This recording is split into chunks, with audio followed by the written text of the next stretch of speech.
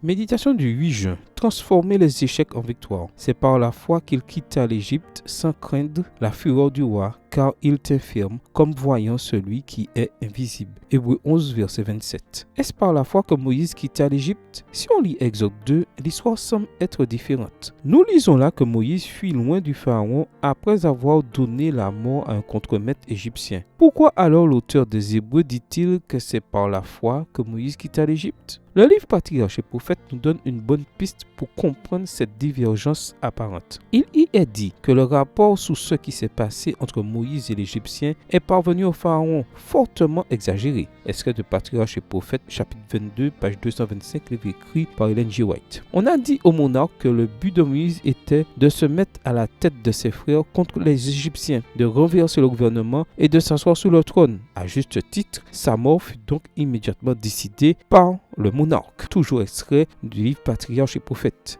Quelles étaient les options de Moïse? En réalité, il n'y en avait qu'une, fuyant. Dans de telles circonstances, rester en Égypte n'aurait pas été un acte de foi, mais de présomption. Plus encore, le fait que Dieu ne lui indiqua rien d'autre et que plutôt il dirigea ses pas vers Madian semble sous-entendre que Dieu allait même tirer profit de ces circonstances adverses. Dans quel sens? En donnant la mort à l'Égyptien, Moïse avait montré qu'il n'était pas prêt pour la tâche que Dieu lui avait assignée. La première leçon qu'il devait apprendre était donc de ne pas compter pour exécuter les promesses divines sur la force ou la sagesse humaine, mais sur la seule puissance de Dieu. Toujours extrait du livre Patriarches et Prophètes, chapitre 22, page 225. D'autre part, Moïse a-t-il eu peur à un certain moment? Bien sûr que oui. C'est pour cette raison qu'il prit la fuite loin du pharaon. Exode 2, verset 15. Mais combien de bonnes choses ont résulté de cette fuite au bon moment? Dans le désert, durant 40 ans. Pour Moïse, les soins vigilants, l'oubli de soi et la tendre sollicitude